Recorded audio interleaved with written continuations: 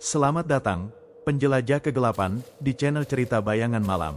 Malam ini, aku akan membawamu menyelami sebuah kisah yang meresahkan dari desa Karangsari, sebuah tempat yang tadinya tenang namun kini dihantui oleh bisikan-bisikan mengerikan.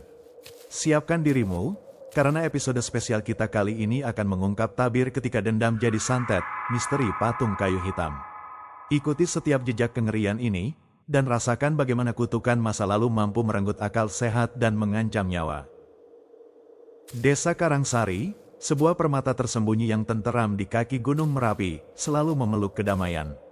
Udara sejuk pegunungan membelai pepohonan, dan suara jangkrik menjadi lagu pengantar tidur bagi para penghuninya. Namun, malam itu, ketenangan yang abadi itu retak, terkoyak oleh bisikan-bisikan aneh yang tak berasal dari angin. Mereka merambat dari satu rumah ke rumah lain, menembus dinding-dinding kayu yang kokoh, dan bergaung di setiap sudut gang sempit. Bisikan itu bukan omong kosong belaka, mereka menyebut nama-nama, nama-nama yang kini akan selalu terukir dalam ingatan kelam Karangsari, Maya, Budi, dan Pak Hadi. Ketiganya, konon, adalah tumbal pertama, korban yang dipilih oleh kekuatan tak kasat mata yang baru terbangun. Aku, Raka, seorang penulis yang datang ke Karangsari demi mencari inspirasi, mencari kesunyian untuk merajut kata-kata, merasakan hawa dingin yang menusuk tulang. Dingin ini bukan karena suhu malam yang turun, melainkan dinginnya teror yang baru saja menampakkan diri.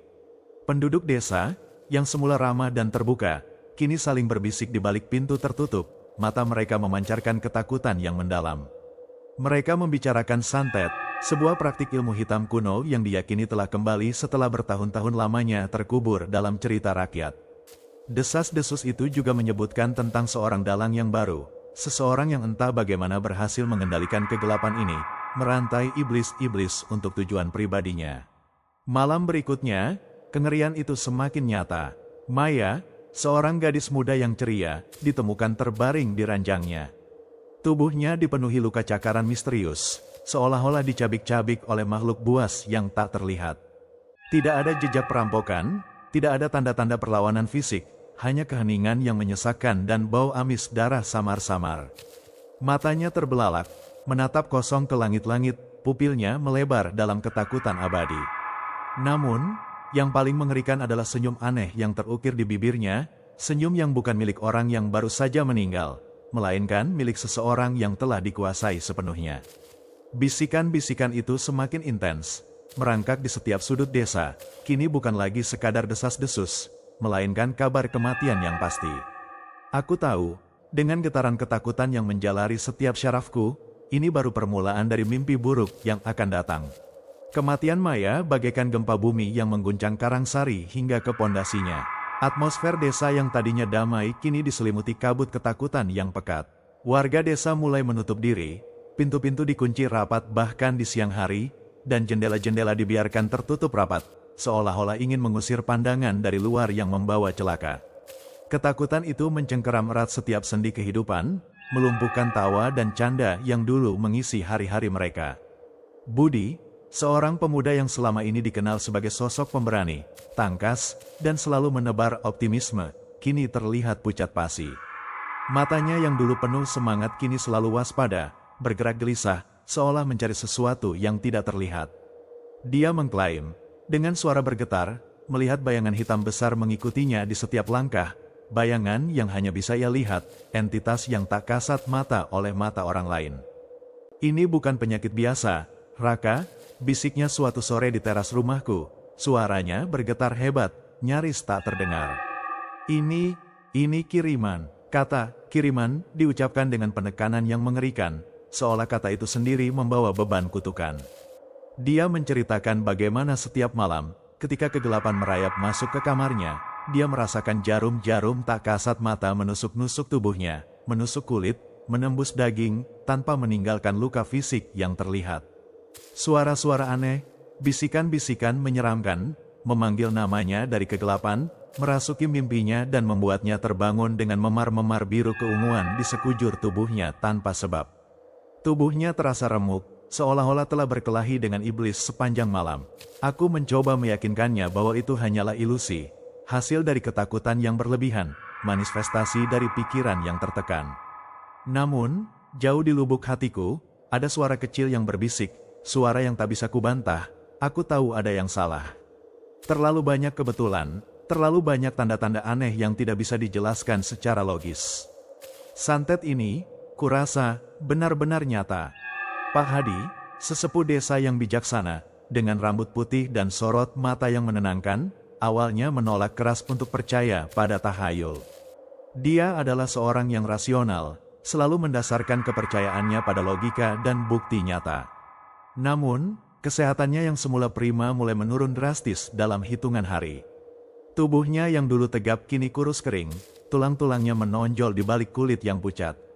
Dia sering kejang-kejang tanpa sebab, tubuhnya bergetar hebat, air liurnya menetes, dan matanya memerah seolah-olah ada sesuatu yang membakar dari dalam, api neraka yang menggerogoti jiwanya. Penduduk desa, yang awalnya bersimpati, kini mulai menjaga jarak, ketakutan bahwa penyakit aneh ini mungkin menular, atau lebih buruk lagi, bahwa Pak Hadi telah menjadi korban berikutnya dari kutukan yang tak terhindarkan.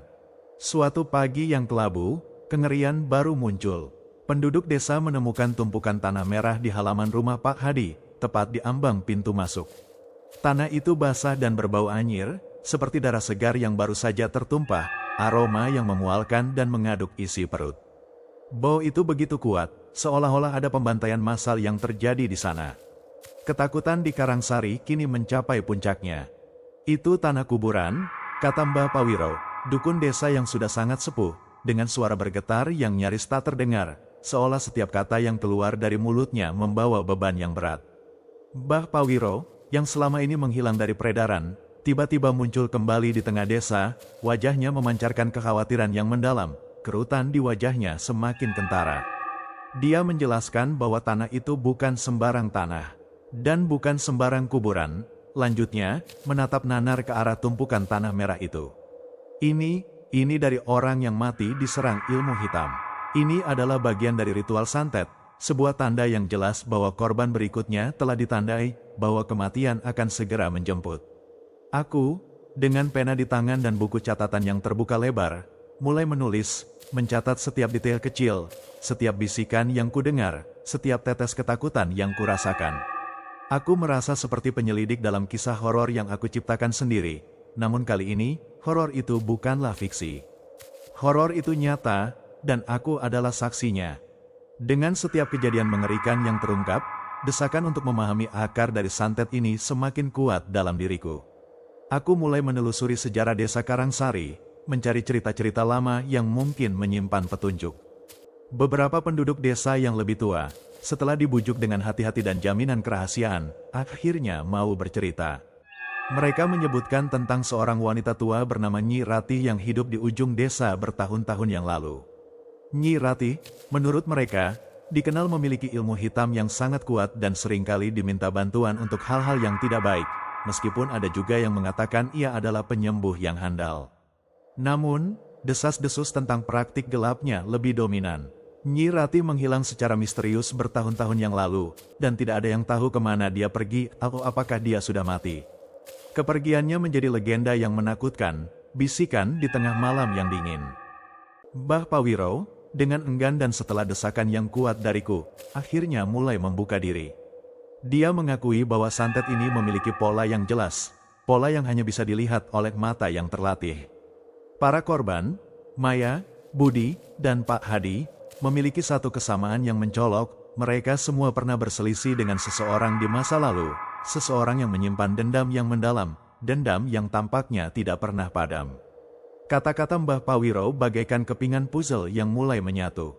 Aku mulai mencurigai bahwa dalang di balik semua ini bukanlah entitas gaib yang bergentayangan, bukan hantu atau setan. Ini adalah manusia. Seseorang yang menggunakan santet sebagai alat balas dendam, sebuah senjata untuk melampiaskan sakit hati yang terpendam. Pertanyaan yang terus menghantuiku adalah, siapa dia? Dan seberapa jauh dia akan melangkah untuk memuaskan dahaganya akan balas dendam? Setiap malam bulan purnama, keheningan Karangsari terasa semakin mencekam, seolah-olah udara itu sendiri menahan napas. Konon, malam itu adalah puncak kekuatan santet, saat energi gaib mencapai puncaknya, dan ritual-ritual hitam paling ampuh dilakukan. Dengan tekad bulat, aku memutuskan untuk memata-matai Mbah Pawiro. Aku telah memperhatikan kebiasaannya, dia sering pergi ke hutan pada malam-malam bulan purnama, membawa sesajen dan sebuah kendi tua yang selalu dibawanya dengan hati-hati. Ada sesuatu yang mencurigakan dari kebiasaan ini, sesuatu yang tidak biasa. Aku mengikutinya diam-diam, langkahku hati-hati agar tidak menimbulkan suara sekecil apapun, jantungku berdebar kencang di dalam dadaku, memukul-mukul rusuk seolah ingin keluar. Di tengah hutan, di sebuah tempat tersembunyi yang ditutupi akar-akar pohon besar yang menjulur seperti cakar raksasa, dan hanya diterangi samar oleh cahaya rembulan yang menembus dedaunan, Mbah Pawiro meletakkan sesajennya. Sesajen itu tampak sederhana, beberapa bunga melati, sebatang rokok, dan segelas kopi hitam. Dia tidak melakukan ritual apapun yang kutahu, tidak ada mantra yang diucapkan, tidak ada tarian aneh. Dia hanya duduk terdiam, menatap ke dalam kegelapan hutan yang pekat, seolah sedang berkomunikasi dengan sesuatu yang tak terlihat. Aku melihatnya dari kejauhan, tersembunyi di balik semak belukar, matanya yang tua tampak berkaca-kaca, seolah menyimpan kesedihan yang mendalam, duka yang telah lama ia pendam sendiri. Apa yang dia sembunyikan? Apakah dia juga terlibat dalam santet ini, mungkin sebagai penjaga atau pelindung? Atau dia mencoba melindungi sesuatu, atau seseorang, dari kekuatan santet yang mengganas? Misteri Mbah Pawiro semakin dalam, dan aku tahu, rahasia ini adalah kunci untuk mengungkap segalanya. Malam itu, setelah kembali dari pengintaian di hutan, aku tidak bisa tidur. Pertanyaan tentang Mbah Pawiro terus berputar di benakku.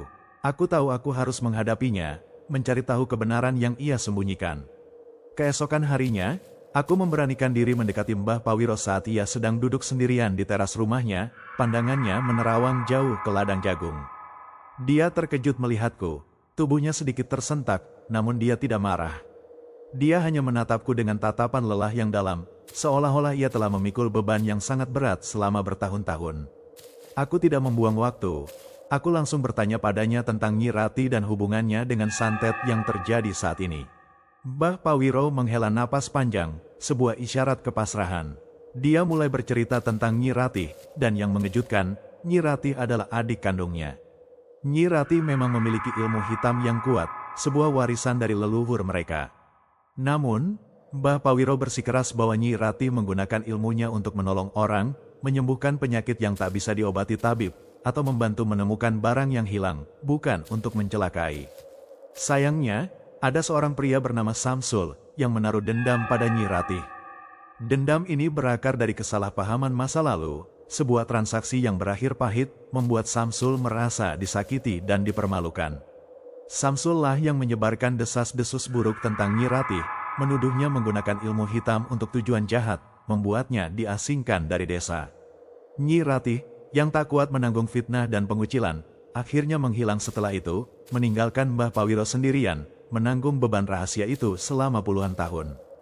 Samsul juga pernah bertikai dengan Maya, Budi, dan Pak Hadi. Kata Mbah Pawiro, matanya menatap tajam padaku, seolah ingin memastikan aku menangkap setiap makna dari kata-katanya. Dan yang paling penting, dia baru saja kembali ke desa sebulan yang lalu. Kalimat terakhir itu bagaikan kepingan puzzle yang terakhir, kepingan yang mengubah segalanya. Samsul, pria pendiam yang selalu mengenakan topi yang menutupi sebagian wajahnya, pria yang baru kembali ke desa setelah sekian lama, kini menjadi tersangka utama. Santet ini bukan lagi misteri gaib, melainkan balas dendam manusia yang terencana dengan dingin.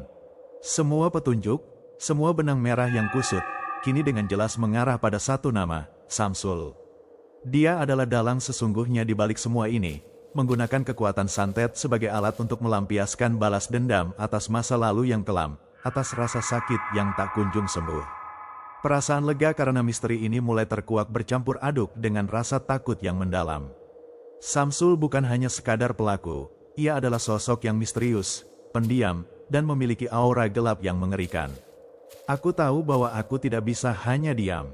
Aku harus menghadapinya, mencari tahu kebenaran, dan menghentikan teror ini. Aku segera menyusun rencana bersama Mbah Pawiro.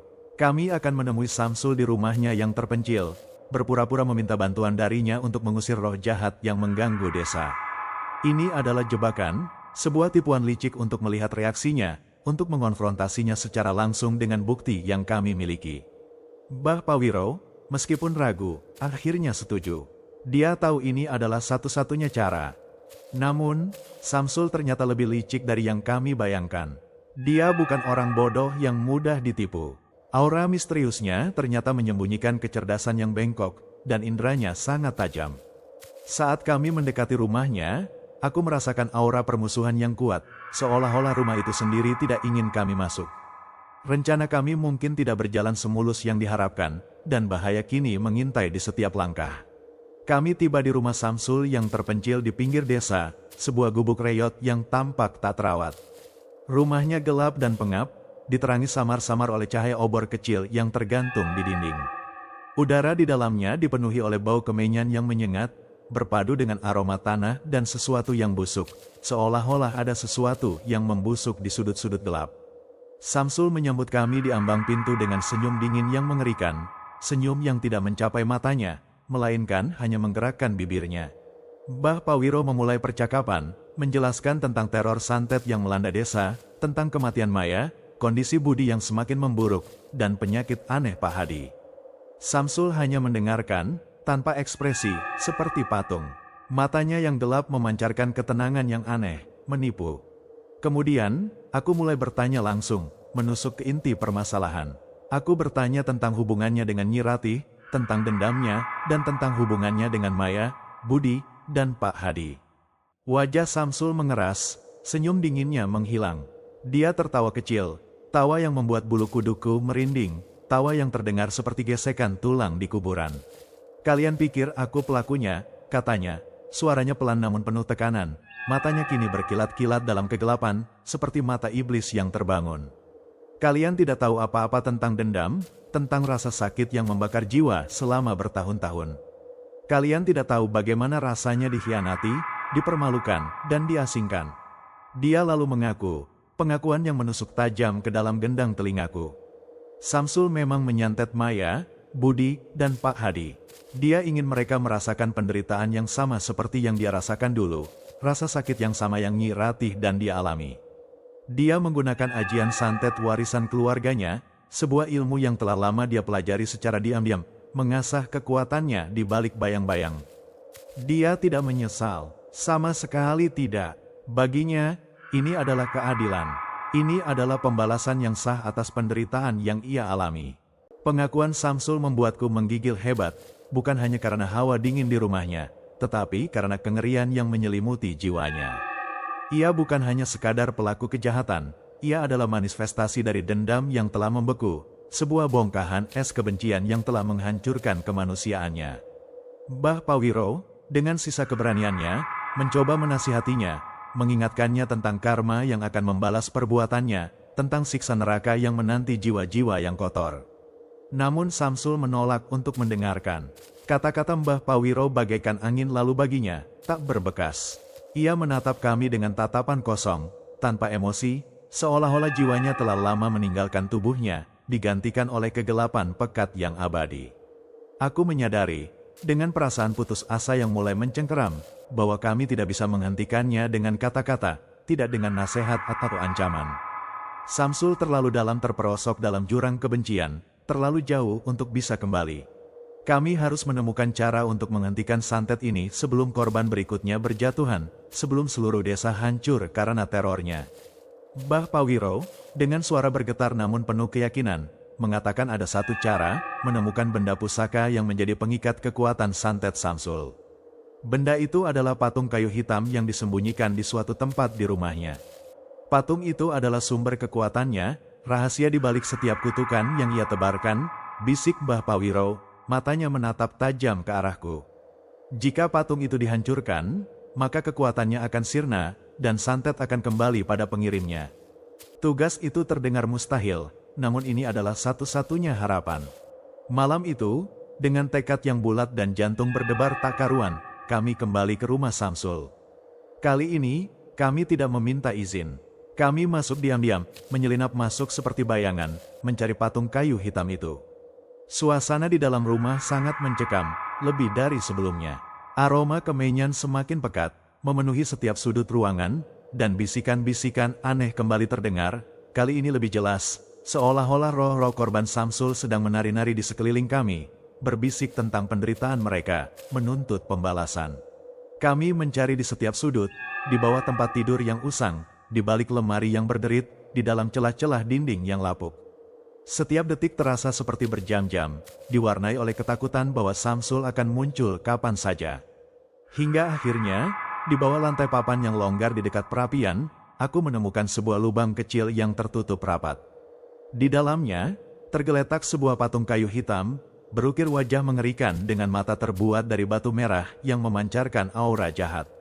Saat aku menyentuhnya, hawa dingin yang menusuk tulang merambat ke seluruh tubuhku, seolah-olah energi negatif patung itu meresap ke dalam diriku. Tiba-tiba, seperti hantu yang muncul dari kegelapan, Samsul muncul di ambang pintu, matanya merah menyala, memancarkan kemarahan dan kebencian yang tak terkendali. Dia tahu apa yang sedang kami lakukan. Dia menyerang kami dengan membabi buta. Kekuatannya seperti bukan kekuatan manusia biasa, seolah-olah dia telah dirasuki oleh entitas lain. Bah Pawiro, dengan sisa tenaganya, melawan Samsul, mencoba menahannya agar aku punya waktu. Aku mengambil patung itu, berlari keluar rumah secepat kilat, dan tanpa ragu, melemparkannya ke dalam api unggun yang telah kami siapkan di luar. Patung itu terbakar dengan cepat.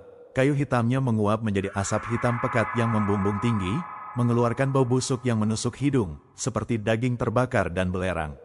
Saat patung itu hancur menjadi abu, sebuah jeritan panjang dan melengking terdengar dari dalam rumah Samsul, jeritan yang membuat rambutku berdiri tegak, jeritan yang bukan berasal dari tenggorokan manusia. Jeritan itu diiringi suara dentuman keras, seolah ada sesuatu yang ambruk. Pagi harinya, penduduk desa menemukan Samsul tergeletak tak bernyawa di dalam rumahnya, tubuhnya mengering seperti ranting pohon, dan yang paling mengerikan, senyum aneh terukir di bibirnya, sama persis seperti senyum yang terukir di bibir Maya. Santet itu telah kembali pada pengirimnya, menuntut korban terakhir. Karangsari kembali tenang, namun bekas luka akibat santet itu akan selalu ada, terukir dalam ingatan setiap penduduk. Bisikan-bisikan di malam hari telah lenyap, digantikan oleh keheningan yang penuh makna, sebuah keheningan yang menyimpan banyak cerita kelam. Aku, sebagai penulis, telah menemukan kisah paling mengerikan dalam hidupku. Sebuah kisah yang mengajarkan bahwa dendam adalah api yang membakar siapa saja yang memegangnya, menghanguskan bukan hanya korbannya, tetapi juga jiwa sang pembalas itu sendiri. Itulah akhir dari kisah ketika dendam jadi santet, misteri patung kayu hitam. Sebuah pengingat bahwa terkadang, bahaya terbesar bukanlah dari dunia gaib, melainkan dari gelapnya hati manusia. Semoga kalian merinding dan mendapatkan pelajaran berharga dari setiap bayangan yang kita ungkap malam ini. Jika kalian menikmati perjalanan seram ini, jangan lupa untuk like video ini, tinggalkan komentar di bawah tentang teori atau pengalaman horor kalian, dan pastikan kalian sudah subscribe channel Cerita Bayangan Malam agar tidak ketinggalan kisah-kisah mengerikan selanjutnya. Sampai jumpa di episode berikutnya, dan semoga malam kalian tidak dihantui oleh apa yang baru saja kalian dengar.